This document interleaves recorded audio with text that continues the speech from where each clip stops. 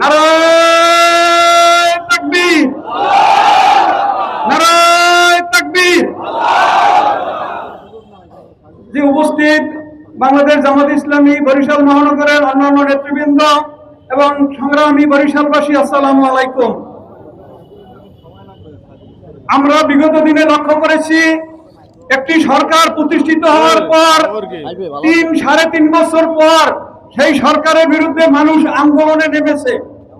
কিন্তু বর্তমান সরকার এমন সরকার, যে সরকারের শুরুতেই জনগণকে তাদের অধিকারের জন্য রাস্তায় নেমে আন্দোলন করতে হয়। এরকম সরকার ইতিপূর্বে আমরা বাংলাদেশে আর দেখি নাই। এই সরকারের প্রথম যে সমস্যাটা ছিল, সেটা ছিল গণভোট বাস্তবায়ন না করা।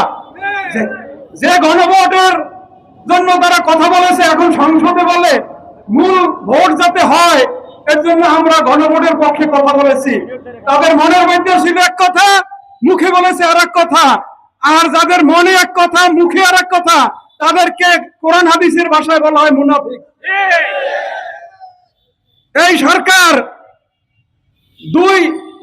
এর আগে ইউনূস সরকার 2 বছর রাষ্ট্র চালাইছে, তেলের দাম তারা বৃদ্ধি করতে হয় নাই।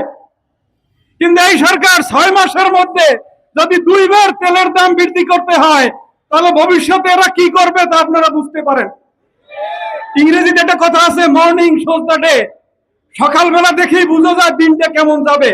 এই সরকারের শুরু দেখেই আমরা বুঝতে পারছি যে এই সরকার অতীতের ফ্যাসিস্ট আওয়ামী লীগকেও ছাড়িয়ে যাবে। এটা জনগণ এখন বলা শুরু করছে যে এরা আওয়ামী লীগকেও ছাড়িয়ে যাবে। অতএব এই সরকারকে আর তার স্বেচ্ছাচারী সিদ্ধান্তে চলার জন্য সুযোগ দেওয়া যায় না।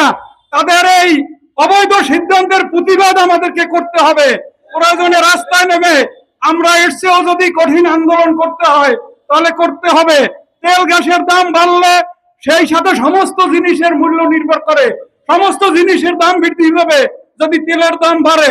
এর জন্য জনগণের দুর্ভোগ কমানোর জন্য, দ্রব্যমূল্য স্থিতিশীল রাখার এবং তেলের মূল্য কমানোর জন্য এই সরকারের কাছে আহ্বান রেখে আমার বক্তব্য শেষ করছি। আসসালামু আলাইকুম।